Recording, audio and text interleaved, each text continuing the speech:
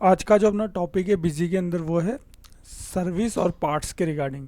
Suppose कीजिए मेरा एक ऐसा बिज़नेस है जिसमें मैं सर्विसेज भी देता हूँ और पार्ट्स भी सेल करता हूँ, और उसका अगर मुझे एक बिल बनाना है जिसमें सर्विसेज भी आ जाए और पार्ट्स भी आ जाए तो वो कैसे बनेगा।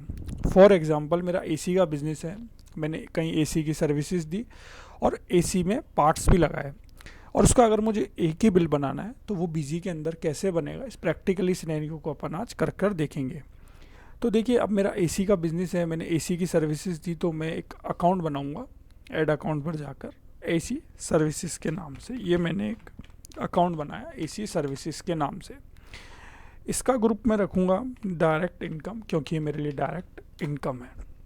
ये हो गया एसी सर्विसेज के नाम से। अब सबसे पहले अपने को क्या एक आइटम बना लेना है। एडमिनिस्ट्रेशन पर जाएंगे, मास्टर आइटम में जाएंगे और एक आइटम अपन बना लेंगे एसी सर्विसेज का, और ग्रुप अपन ले लेंगे जनरल यूनिट्स। ये कोई यूनिट्स है ही नहीं तो अपन यहाँ नॉट एप्लीकेबल कर देंगे। टैक्स कैटेगरी मैंने ले ली 18%। यहाँ पर आने के बाद स्पेसिफाई सेल्स अकाउंट में आपको स्पेसिफाई हेयर कर देना है, और जो अभी अपन ने लेजर्स बनाई एसी सर्विसेज की वो अपन यहाँ पर सेलेक्ट कर लेंगे। अब इससे क्या होगा, जब आप सेल्स में जाएंगे, आप आइटम सेलेक्ट करेंगे एसी सर्विसेज, तो उसमें जो भी अमाउंट लिखेंगे वो स्पेसिफाई हेयर में जो अपन ने यहाँ पर लेजर्स बताई एसी सर्विसेज वो उसमें चला जाएगा। यानी ये जो भी आप एसी सर्विसेज में अमाउंट डालेंगे वो किस में चला जाएगा, एसी सर्विसेज में। और एसी सर्विसेज का हेड क्या है, डायरेक्ट इनकम, यानी वो डायरेक्ट इनकम में चला जाएगा। इसको मैं सेव कर लेता हूँ F2 से। एक बार आपको बाहर आ जाना है, वापस अपन एक आइटम नॉर्मली बना लेते हैं एसी पार्ट्स का, क्योंकि अपन एसी के पार्ट्स भी सेल करते हैं, तो वो नॉर्मल बन जाएगा, उसमें कोई दिक्कत नहीं है। यूनिट्स नंबर ले लेते हैं, टैक्स कैटेगरी 18% ले लेते हैं और F2 से इसको सेव कर लेते हैं। ये मैंने सेव कर लिया। अब अपन ट्रांजेक्शन पर जाकर एक सेल्स का बिल जनरेट कर लेते हैं 25 जनवरी को। 860 में वाउचर नंबर ले लेता हूँ। सपोज़ करते हैं कोई एक पार्टी अपन सेलेक्ट कर लेते हैं यहाँ पर, जैसे यही ले लेते हैं हरीश एंड सन्स।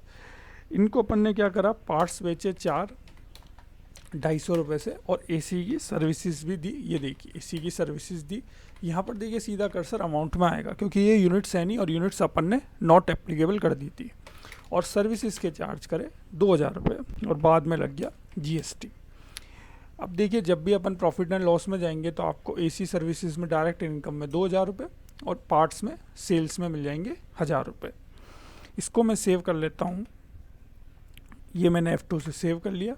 अब अपन एक बार प्रॉफिट एंड लॉस अकाउंट्स में जाते हैं, डिस्प्ले पे जाके प्रॉफिट एंड लॉस अकाउंट्स में, और इस पूरे ट्रीटमेंट को अपन चेक कर लेते हैं। तो आप देखेंगे सेल्स में आ गए 1000 रुपये, और सर्विसेज दीजिए वो आ गई डायरेक्ट इनकम में 2000 रुपये।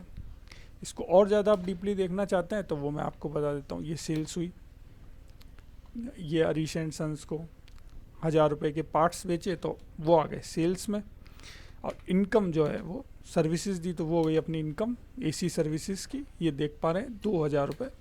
और आप इसको डीपली देखना चाहें तो वो आप देख सकते हैं। ये देखिए सर्विसेज दी 2000 रुपये की।